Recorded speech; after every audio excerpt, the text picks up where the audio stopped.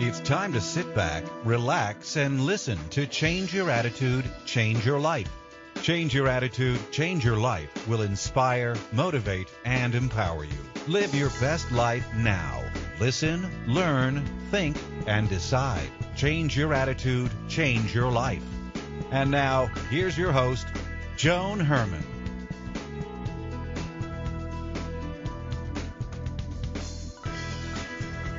Welcome to Change Your Attitude, Change Your Life. I'm Joan Herman. Thanks for tuning in. Change Your Attitude, Change Your Life brings you interviews with some of the most inspirational and influential people in the world. It's our goal to educate and empower you so you can live your best life now. Thank you for taking time for yourself, and thank you for letting us be a part of your life. We have another great show for you today.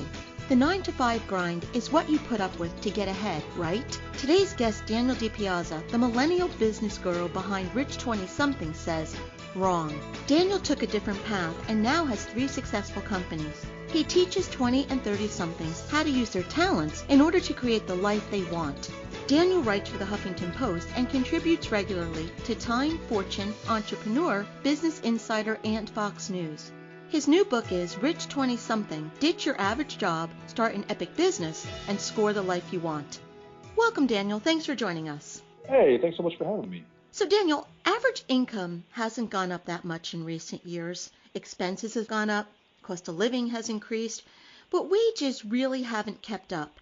Now, baby boomers like me and previous generations like my parents, we believe that if a person works really hard, puts in their 9-to-5, that person should get ahead. But you took a different approach.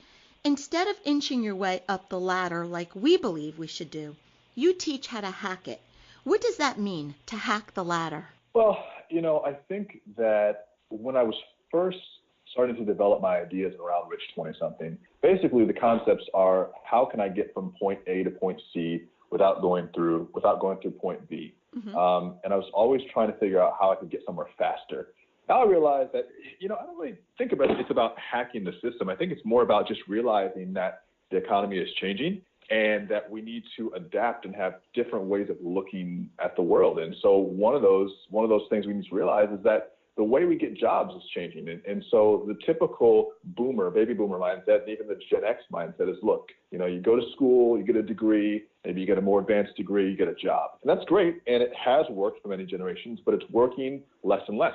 So I think part of it is hacking the system is really just realizing that we have to take our financial destinies and our career destinies into our own hands. We can't be subjected to just the typical formula because it doesn't work anymore. And once we realize that, we can find what skills we have and find what we can offer, and then we can start businesses. What are some of those major differences that are taking place in the job market today? Look, a few things. I think part of it is the fact that information is completely opened up and become available to everyone has made certain jobs obsolete and has made other jobs easier to do without a lot of people. One of the big things in American politics right now is bringing back jobs to middle America and bringing back, a certain amount of economic stability that we lost as things became more and more outsourced. But my argument is that there are a lot of jobs that are going to go away and never come back, and we need to be able to adapt. So, for instance, you could complain that all jobs are moving on to computers, or you could say, you know what, I'm going to take the initiative to learn programming. And it doesn't matter that I'm in my 40s or 50s. What matters is that we're in a new generation where you don't have to be born in the 80s or 90s to be a millennial. If you're alive right now and you're in the working world, you are in the millennial generation. You have to do the things that we do in order to have the success that you're going to want.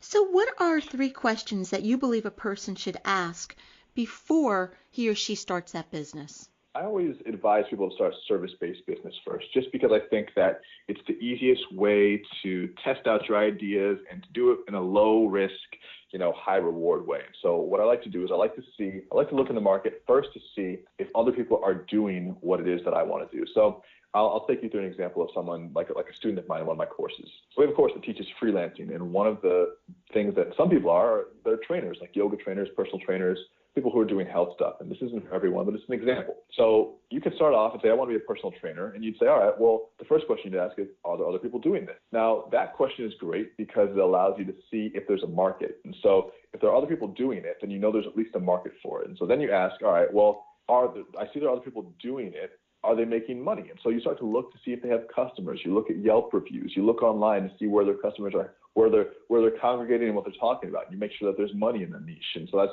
kind of the second step. Are they making money? And then the third step is, can I do it differently or better?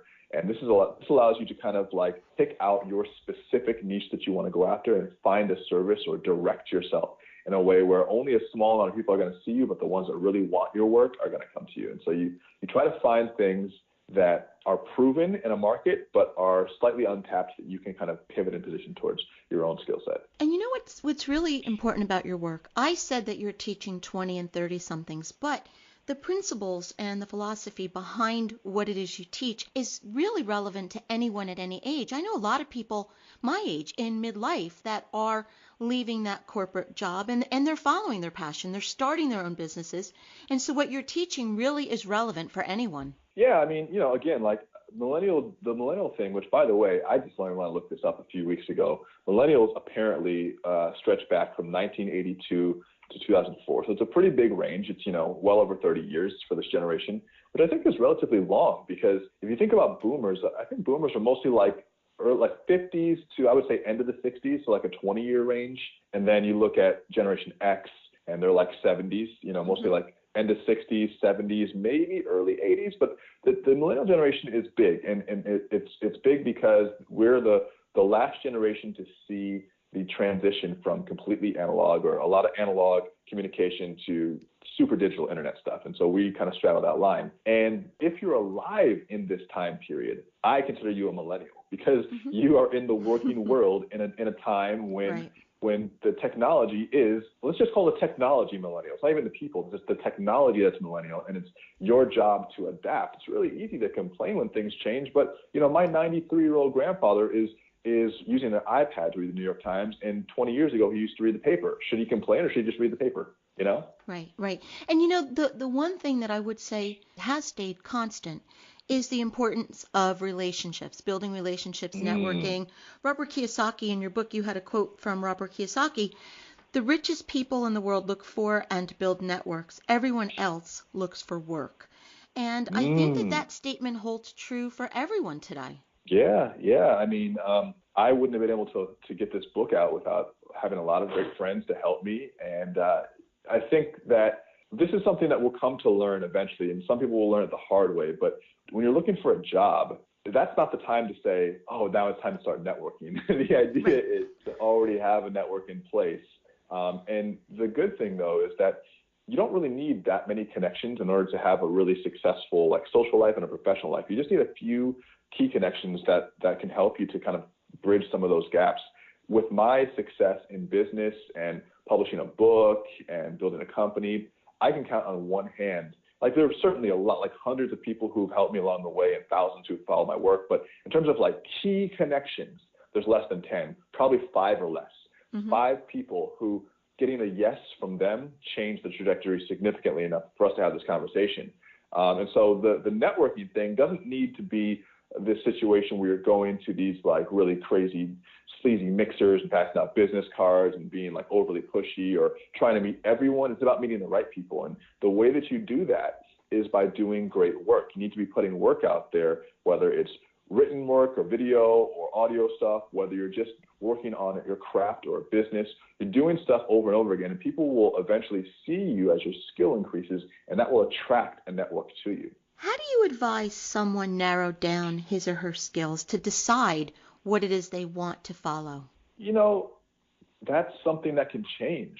That's one of the reasons why millennials are such an interesting generation, I feel. And it's because we don't feel confined by the idea of having to pick one thing and sticking with it forever. Now, some people might say that that's ambivalent or that it's entitled or that it's flaky, but we value, and this is something I talk about in the book, rich as not just monetarily, yes, we all want to make more money and it's great to have a lot of actual cash, but it's more about freedom of time, and that's rich to us. So when we look for jobs or we look for things we want to pursue, crafts, hobbies, or we look for life paths where we look for careers we want to build for ourselves, we're looking for things that will allow us to have the type of freedom that we want to have, to travel, to spend time with our friends and family, to make a really good living while not sacrificing some of the quality of living that our parents and grandparents have in the past. I mean, you and I both know that with my grandparents in the boomer generation and my parents in the Generation X, there's very much an indoctrination of you're going to have to suffer through work, but it's worth it because it's for your family. But we don't necessarily subscribe to that. And we now see that with technology, we don't actually have to follow that old standard. We can make our own rules, and it's going to take some bravado and a little bit of brass balls, but we can definitely do it. But it's freeing because you've figured out a way to actually live life. The people we talked about, they spent their lives working that they never actually got to live their life. Mm-hmm. Yeah, and that's my grandmother was an attorney, and she just passed away recently. And she's a boomer, and she's an attorney, and she went to school. She went to law school because her dad went to law school. Her dad's in the Great Generation, who's still alive, by the way, World War II vet, awesome guy. And he went to school to be an attorney because his family was first generation from Ireland, so like he had this great opportunity, and America at the time in the late 40s, early 50s was like booming, and so he got this law degree, and it really worked out for him. And my grandmother saw that, so when it came time for her to go to school in the 70s and 80s, it was a natural transition, and she worked for a long time as an attorney, and she wasn't happy. It was killing her, but she was making money, and her family was proud of her. So she thought that that's what it was supposed to be. She thought it was supposed to be like sacrifice of what you want in order to make other people happy. And now I know not everybody follows that standard, and there are different families, and there's certainly more encouraging ways to look at the world. But a lot of boomers have looked at the world like that, and a lot of Generation X. And you're right, we have found a new way to live, and part of it is because there's so much speed of implementation now. You can think of an idea, and you don't need to get a loan or a bank loan to invest in you. You don't need to get venture capital funding. You don't need to get someone to approve you. You can choose yourself. You don't have to wait for someone else to choose you. And because of that, we are growing we're creating a new paradigm for what we want to do for work. And you're right, it is living life at a new level. The book is Rich 20-something, Ditch Your Average Job, Start an Epic Business, and Score the Life You Want. If you would like to get more information about Daniel, his book, or his work, you can visit rich20something.com. That's 20, rich20something.com. Daniel, in our final moments, what is the takeaway? What do you want to leave our listeners with? Well, look, it doesn't matter what age you are. It matters. Pablo Picasso said youth has no age. And so I encourage you to look and see what you've been neglecting with your own career. A lot of us are waiting for a better time or waiting for a more opportune moment to make the move that we want to make, to make the money we want, to live the life we want. And you don't have to wait. So I'd start now. I'd start with something that you're good at, branch out from there, and see how far you can really go, because the only crime would be waiting so long that you missed your opportunity. Daniel, thank you so much for being here with us today. This is such an important topic. I mean, it really is great work you're doing to help all of us, no matter what age, learn to take our life back and start living the life we want. So thank you so much for sharing. My pleasure. Thank you so much. We'll be right back.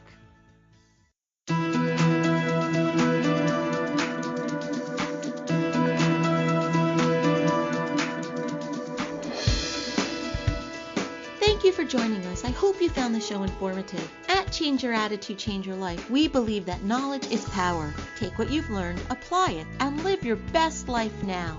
Remember that the information provided are the opinions of our guests and should never replace the advice of a professional who knows your personal situation. If you'd like more information, visit our website, CYACYL.com.